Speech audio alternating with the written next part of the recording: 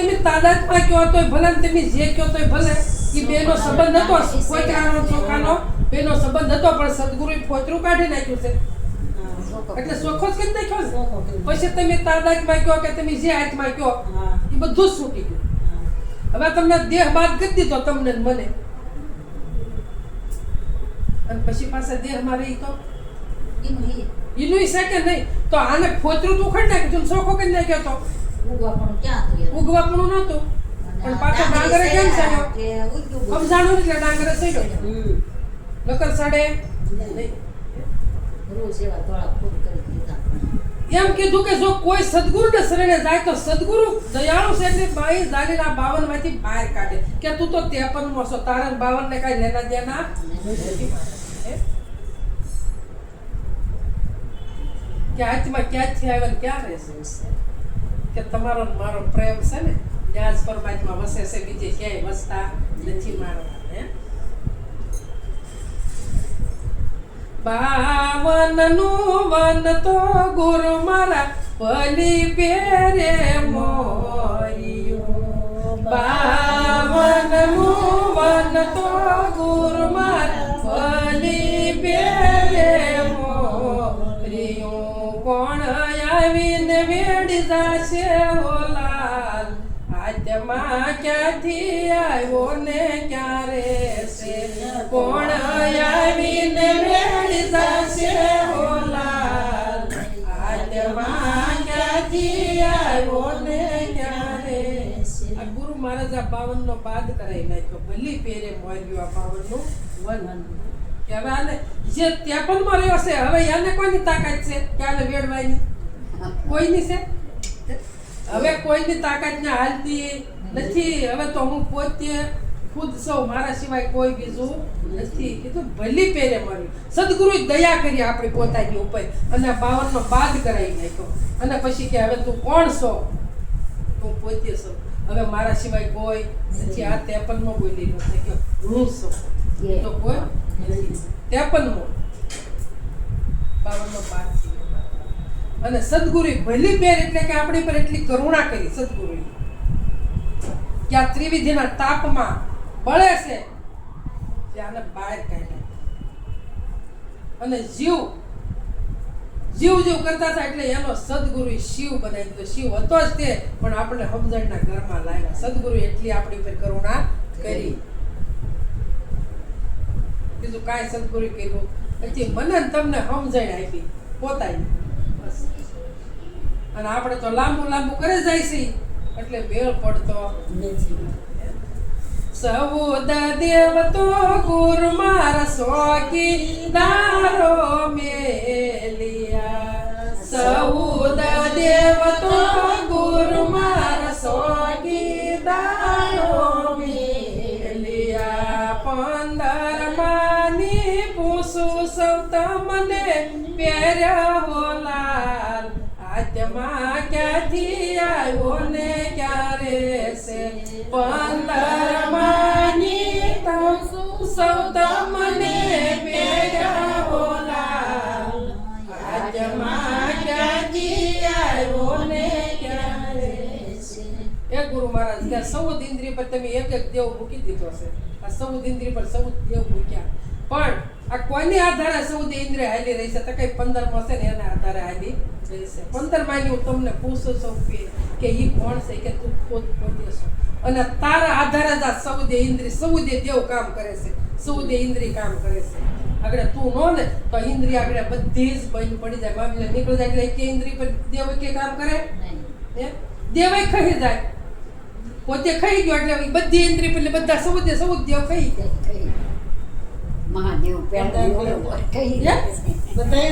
બધા વ્યા જાય પોતે ખુદ વ્યો જાય એટલે બધા દેવ વ્યા જાય કોઈ કામ કરતા નથી મારા કે 15 માની પૂછું તમને પેર કે 15 મો ઈ તું છો બીજો કોઈ નથી તું તારા સ્વરૂપને ઓળખી લે પણ એ સ્વરૂપને ઓળખું એટલે મન સ્થિર કરો બસ પોતામાં સ્થિર થઈ જાવ આ 15 મો છે બીજો કોઈ નથી પણ આપણે તો ઓલાની ઘોડે કે બધું હજી આપણે બાદ કરું સદગુરુએ બાદ કરી દીધું છતાં આપણે બાદ કરવા રહેતા રહીએ છીએ કે કે ક્યારે આ બધું બાદ થાય તો કે ઓળખાય, બધું બાદ થાય તો ઓળખાય. પણ એલા તમને બધું બાદ કરીને તમને સોખે સોખો હીરો હાથમાં આપી દીધો છે. ખાણમાંથી કાઢીને હીરો હાથમાં આપ્યો છે. પણ સોખે સોખો હીરો જે આપણને આપ્યો છે ને એનો આપણે અનુભવ કરવાનો છે. અને આ બી જોઈ છે કચરું બધું કાઢતું જ આવશે. કચરું તો સદગુરુએ કાઢી નાખ્યું છે. આ 52 ના ઝઘડામાં હીરો ખોવાનો કે મારો કચરા. આ 52 નો ઝઘડો બધો બાદ કરી દીધો. હવે કચરામાંથી હીરો તમને કાઢીને તમને મને હાથમાં આપી દીધો છે. હવે ક્યાં ગોતવાનો છે? હીરો પોતામાં જ છે. પોતામાં નક્કી કરો તો બધે થાય, નકર થાય એવો નથી. અંબારામ સ્વામી ને દાસ શંકર એમ પૂછે. અંબારામ સ્વામી ને દાસ શંકર એમ પૂછે. આપણો ખુદ માલિક જાણે છે ઓલાલ. આત્મા ક્યાંથી આવ્યો ને ત્યારે છે. આપણો ખુદ માલિક ત્યારે છે ઓલાલ. આત્મા ક્યાંથી આવ્યો ને ત્યારે. આપણો ખુદ માલિક સમજણના ઘરમાં રહેશે, બીજે ક્યાંય રહેતો નથી. મારે તમારે સમજણના ઘરમાં આવવાનું છે, બીજું કાંઈ કરવાનું નથી મારે. સમજણના ઘરમાં આવી જાઓ. ઈ જ જ્ઞાન છે, બીજું જ્ઞાન કોઈ નથી. એટલું કઈ મારી વાણીનું વિરામ આપું. સદગુરુ મહારાજની જય.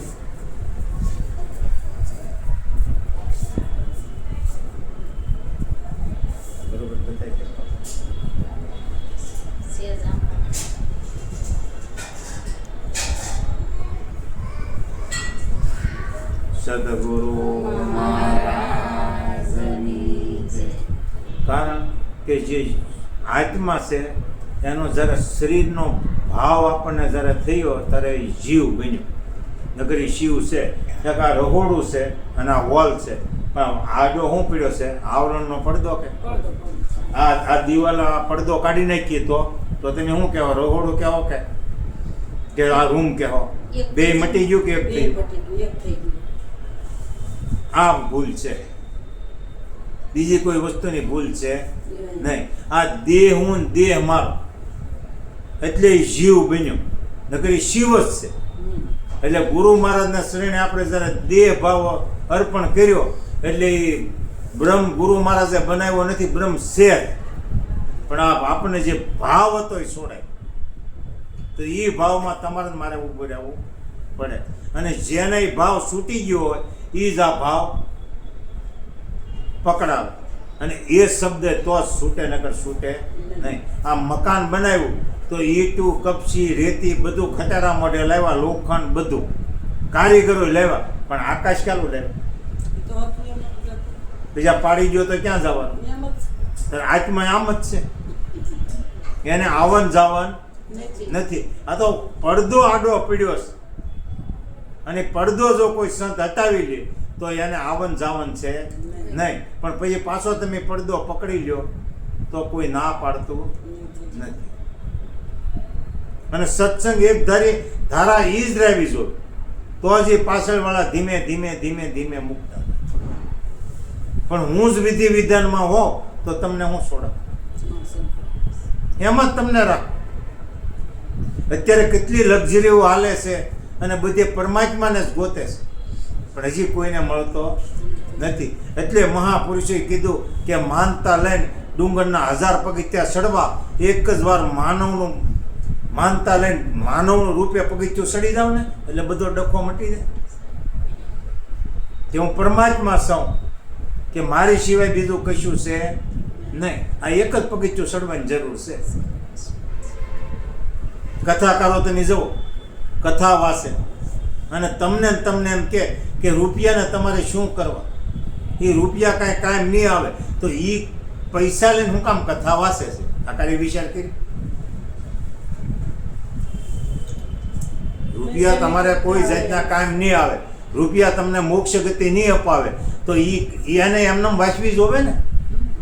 હવે એ જ કથા એ રૂપિયા લઈને વાંચે છે એટલે કોઈને શબ્દ લાગતો નથી. સહેજાવની જરૂર છે પણ માપે હોય તો વાંધો નહીં. અને એ કુદરત દઈ દેવાનો છે.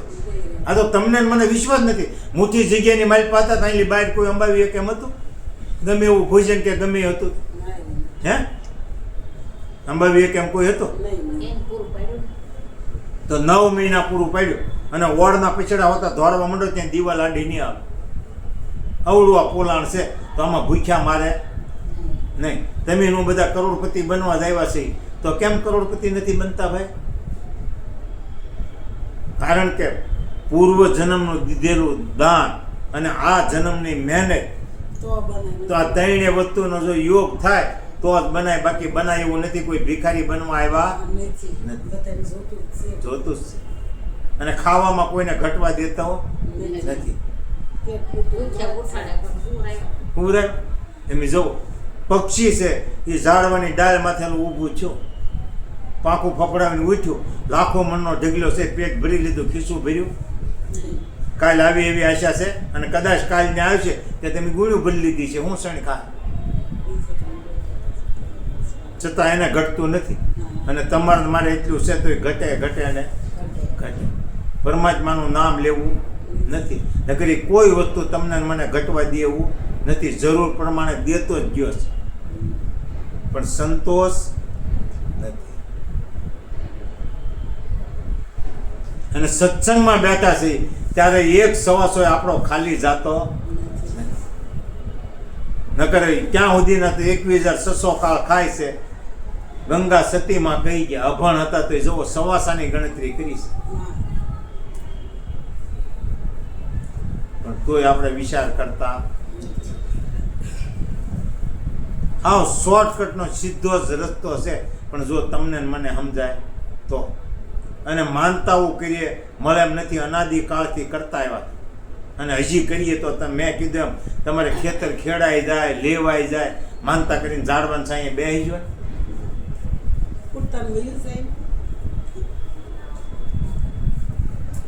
કાંઈ થાય નહીં. ભાઈને આવું થઈ ગયું, તમે બધા માનતા કરવા માંડશો તો દવાખાને ન જવું પડે. માનતા જો કામ કરતી હોય તો ન કરે. આ તો આપણે તમારા મારા મનની માન્યતા છે. માન્યતા છે. આ માન્યતા છોડો અને પરમાત્મા માટે છોડી દો. ઈ જ કરશે જે કરે.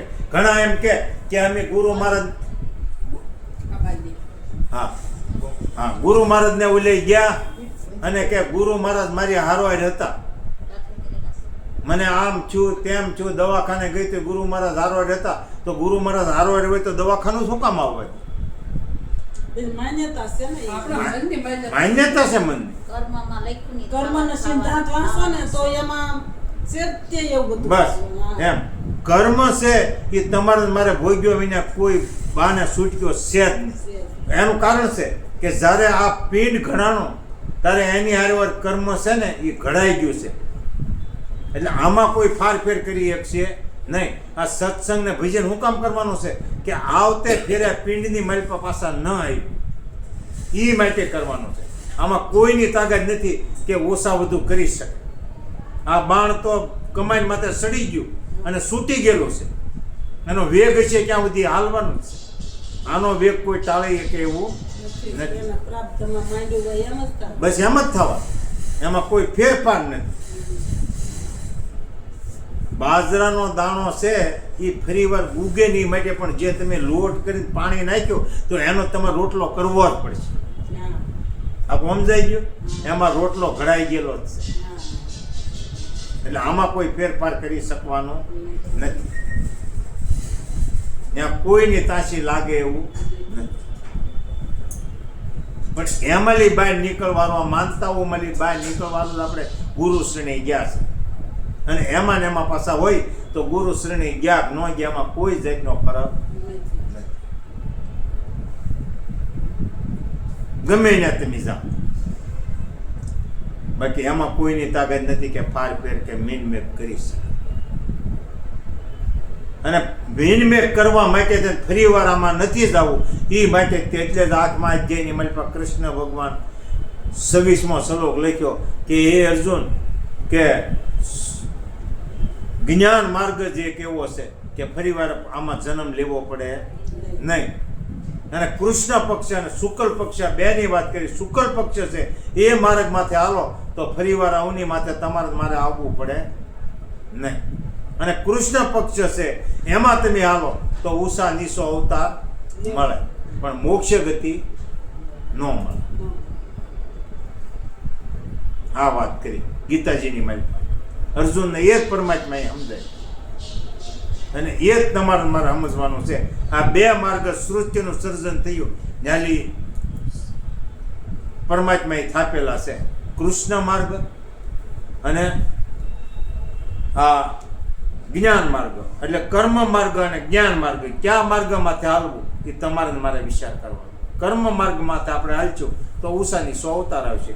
કરણ જેવો આ ભૂમિ માથે કોઈ દાનેશ્વરી નહોતો, એવું દાન કર્યું કે એની વાત નહીં, છતાં સ્વર્ગલોક પ્રાપ્ત છે.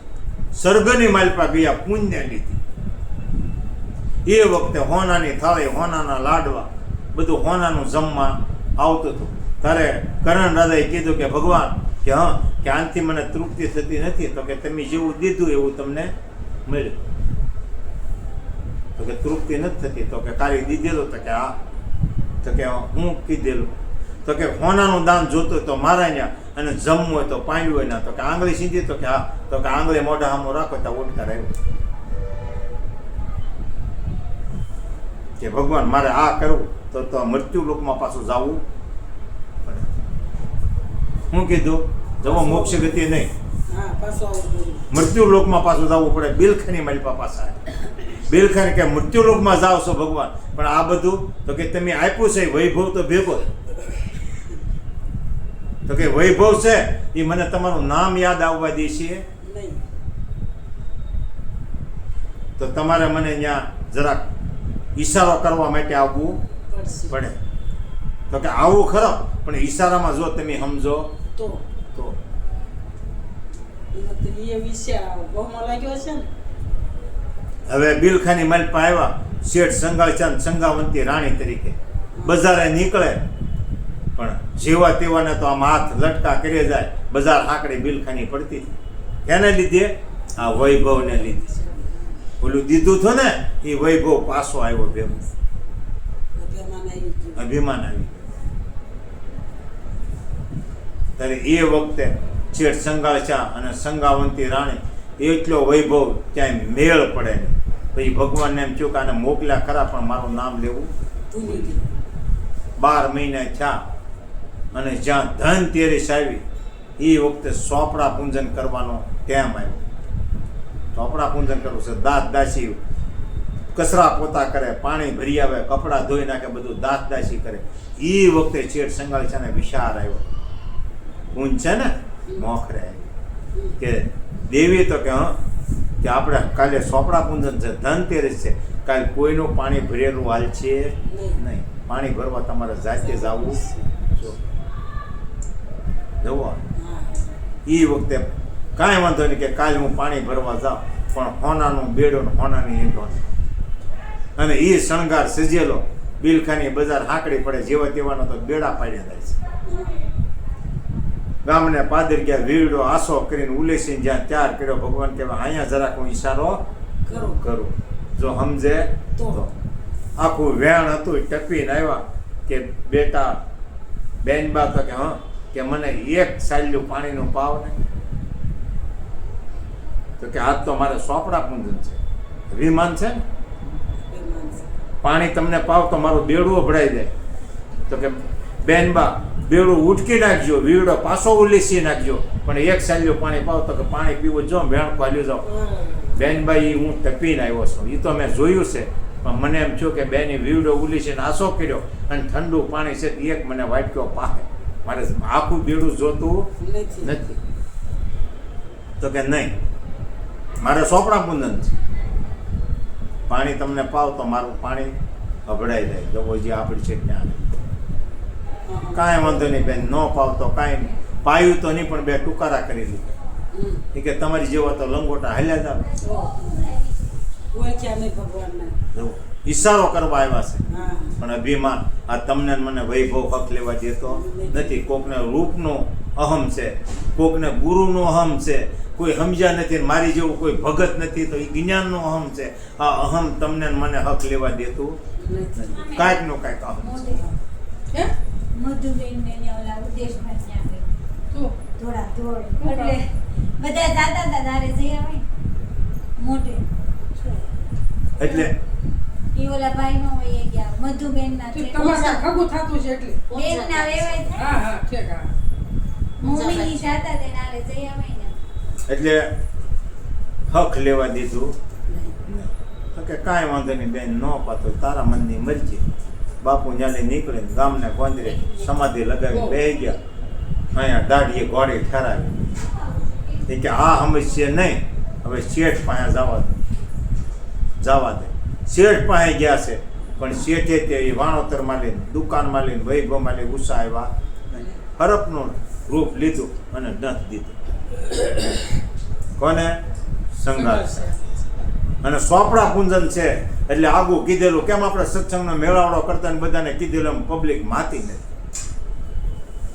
એ વખતે શ્રપ દીધો એ આખો વૈભવ ફેરવાઈ ગયો શોકમાં. સંગાવતી પાણી ભરીને આવે છે તો કે મારે આંગણે આવશે તો ને આ બધું ધા પોકાર ને આ બધું માથેલું બેડું પડી ગયું સંગાવતી. એ વખતે બેડું પડી ગયું અને ધા પોકાર થઈ રહી છે. એ વખતે સતી થવાનો રિવાજ હતો. પતિ વાંહે સતી થવું, શણગાર સજા કેસ ખુલ્લા મૂક્યા અને નનામી શેઠ સંગાળચાની આગળ હાલી જાય છે અને આ પાછળ સતી થવા હાલ્યા જાય છે. બેનું બધી ગામના ગોંદરા સુધી આવી અને આની નનામી મેલડી ઉતારી અને એ વખતે બેને કીધું કે બેન હવે તમારે સતી થવા જવું તો એક બેનની દ્રષ્ટિ પગી ગઈ.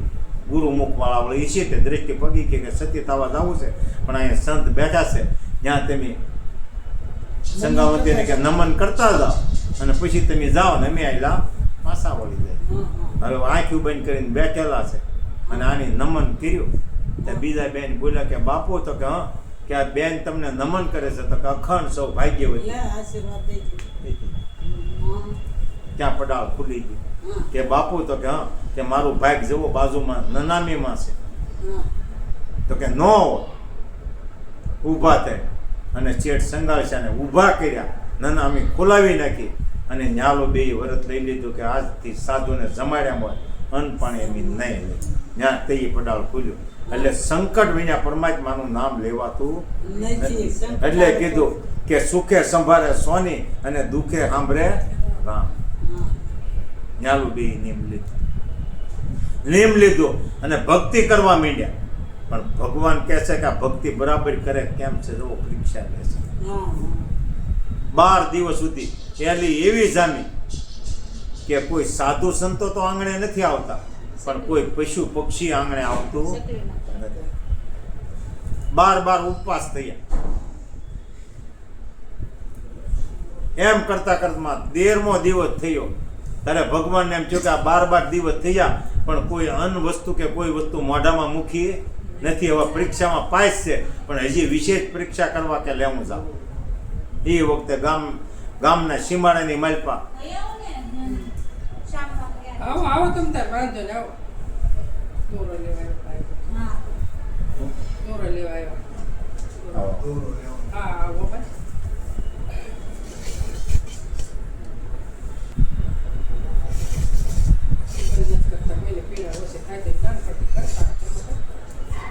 એટલે એ વખતે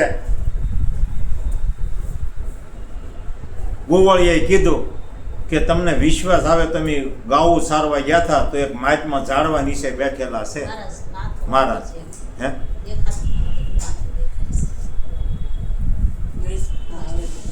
એટલે કે કાને અવાજ આવ્યો ત્યાં તો બે ઉઘાડે પગે દોટ મોઢે ત્યાં ગયા અને વંદન કર્યું અને કીધું કે બાપજી અમારે ઘરે પધારો. તો કે કાંઈ વાંધો નહીં આવું પણ હું એમ આવું નહીં. તમે મને હામૈયું લઈને તેડી જાઓ અને તો આવું. એટલે કાંઈ કમી તો હતી નહીં. હાથી ઘોડા પાલખી તૈયાર કરી અને હામૈયું લઈને ગયા. સંત કે હું આમાં બેહું એવો સંત હું નથી. તમે કુંડો લાવો એ ટોપલું લાવો ને ટોપલાની માલ પર તમે બે મને જો માથે ઉપાડીને લઈ જાઓ તો આવું જો પરીક્ષા જો આ બધું પાછું મૂક્યું અને ટોપલો ટોપલામાં માથે લે છે અને સંગાવંતી બે ગાણું ગાતા ગાતા આવે છે. પણ એ વખતે રક્તપત એટલું ઉપાડ્યું ને એટલી દુર્ગંધ ઉપડી કે હું ટોપલો નીચે મૂકી દે કે નહીં એમ પરીક્ષા લેવા માટે આવું રૂપ ધારણ કર્યું. પણ છતાં પોટલો નીચે મૂક્યો, ટોપલો ન મૂક્યો. આંગણામાં લાવ્યા, બેસાડ્યા, નવરાવ્યા, ધોવરાવી, સ્થાન ગ્રહણ કરાવ્યું અને આરતી ઉતારી કાઢીને પછી ભોજન તૈયાર કર્યું. ભોજન તૈયાર કરીને પીરસ્યું તો લઈ જાઓ તમારું, હું તો ગરીબ આવું ખાતો. એ વખતે રસોડાની મલપા બે સરસા કરે છે એ કે આપણું કેવું ભક્તિવાળું ઘર અને બાપુ એ કેવું માંગ્યું. હવે આંગણે આવ્યા છે નહીં કરીએ તો આપણી પ્રતિજ્ઞા જાય છે. શેઠ કે તમે મૂંઝાતા નહીં, હું જાઉં હાથમાં ખેલી અને કહાય વાળાની વાટ પકડી ત્યાં તમારી મારી જેવા કઈ એક મેણા બોલતા હતા. એ કે શેઠને જો ને એક બાવાને લાવ્યા છે અને એની દિશા ફરી લાગે કેવી ભક્તિ ને કેવું કરતા હતા. હજી માઉસ લેવા દે પણ ક્યાંય કાન ધેર્યો નહીં. અને તમને મને કોકે કાંઈક કીધું હોય કે ભારે ભક્તાણીની દીકરી થઈ ગઈ કે ભગતનો દીકરો થઈ ગયો તો આપણો મોઢું ફરી જાય. પણ આપણા માવતરને ભગતને ભક્તાણી કહે કોણ? એમને કોઈનો શબ્દ કાને ન ધડ્યો અને ઠેઠ ગયા અને માઉસ લઈને આવ્યા. ગાંધી કાઢવીને ચાર કરીને પીર્યું તો કાં તો પરાયું માઉસ લાવ્યો એનો હું આહાર કરતો નથી, હું તો માણસનો માઉસ ખાઉં છું. એ કોનું? માણસનું. પાછા બે વિચાર કરે કે માઉસ લાવવું ક્યારે.